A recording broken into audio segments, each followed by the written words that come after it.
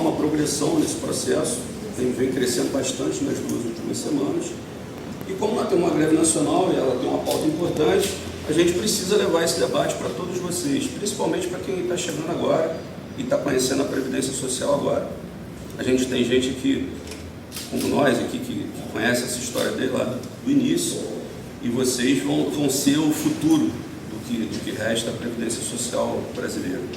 Então, assim, antes de falar da greve, eu queria chamar a atenção para algumas questões. Então, primeiro, assim, uma valorização, uma autovalorização. Vocês fizeram um concurso público, a maioria de nós ingressou aqui através de um concurso público em algum momento. Não é fácil fazer um concurso público, não é fácil se preparar, é um investimento, tá certo? E no sentido de estar assumindo uma posição numa carreira que vai te trazer, de alguma forma, uma remuneração, um status de vida e tal. Mas o que é a Previdência Social para vocês? Eu acho que a gente tem que colocar isso, que é um ponto de vista, inclusive, do movimento social, do movimento sindical. Porque, assim, a Previdência Social, hoje a Previdência Social brasileira, no âmbito do Seguro Social, é o maior distribuidor de renda, quem mais produz políticas de seguro social na América Latina é a Previdência Social brasileira. Nós estamos presentes em mais de 1.500, e não sei se são 1.590 APS no Brasil inteiro. A renda que nós distribuímos nas principais cidades e nas pequenas cidades, principalmente nas pequenas cidades, a renda distribuída pela Previdência Social, ela é mais importante do ponto de vista econômico naquelas cidades do que o próprio orçamento municipal. Ou seja, através das aposentadorias, benefícios que nós pagamos, a economia daquelas cidades circula em função dessa distribuição de renda. Então, assim, nós não podemos nos considerar pessoas pouco importantes nesse processo, porque você está lidando com gente, assim como na saúde, na educação você lida com gente, você está lidando com gente o tempo todo, e gente vulnerável.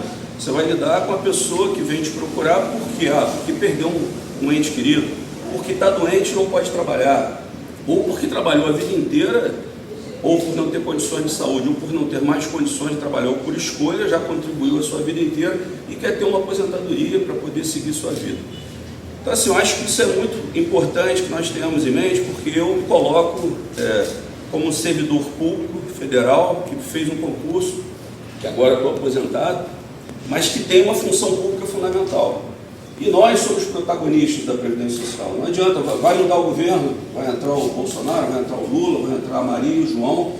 Continua sendo o Estado brasileiro o nosso empregador. Você não é servidor do Lula, não é servidor do Bolsonaro, você é servidor do Estado brasileiro.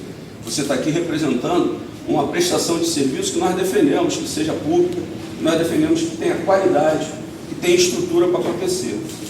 Então, assim, esses elementos nos trazem ao momento que nós estamos aqui hoje.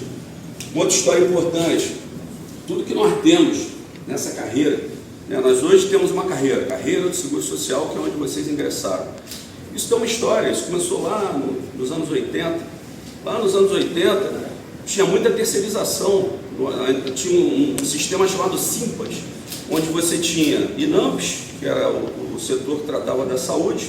O SIMPAS era o sistema que tratava de previdência e assistência social de uma forma geral. Então você tinha o INAMPS, que tratava da saúde, que hoje está no Ministério da Saúde, você tinha o INPS, que é o que hoje a Previdência de ponta faz aqui, e você tinha o IAPAS, que era o gerenciador financeiro desses dois sistemas, que fazia logística, que fazia contratos, que fazia a manutenção desse atendimento de uma forma geral. Essa história toda, que nós começou lá nos anos 80, nós brigamos lá atrás para que nós tivéssemos concurso público, para que esses terceirizados fossem regularizados. Lá atrás, as primeiras greves foram essas.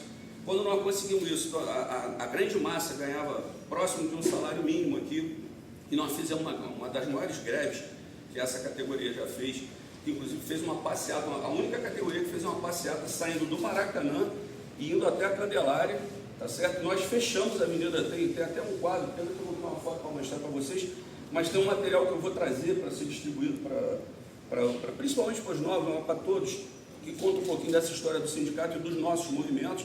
Naquela ocasião nós fizemos uma passeata grandiosa, nós paramos o Rio de Janeiro, tá certo? Paramos literalmente o Rio de Janeiro, e naquela ocasião nós ganhamos o que a gente chama de PCCS, que dobrou o nosso salário, que fez o nosso salário dobrar naquele momento. E ali foi o embrião de uma série de outras lutas que nós desencadeamos. Então, assim, para resumir isso que eu estou dizendo, você vai pegar teu contra-cheque, você vai falar, tem vencimento básico tem história. Hoje o vencimento básico é uma vergonha. É menor que o salário mínimo. Ainda é menor. É menor que o salário mínimo, mas imagina o seguinte, ele está incorporado de 47,11. Se não fosse isso, nosso vencimento básico era R$800, R$790. Nós ganhamos uma incorporação nesse vencimento básico.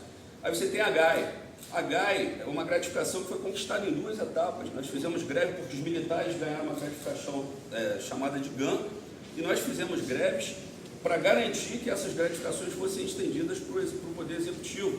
E primeiro ela foi paga no percentual de 80% do vencimento básico, e depois ela é paga como hoje 160% do vencimento básico. E depois nós conquistamos a carreira. E primeiro uma gratificação de previdenciária, que era GEDAP, e depois hoje o que nós temos como GEDAP.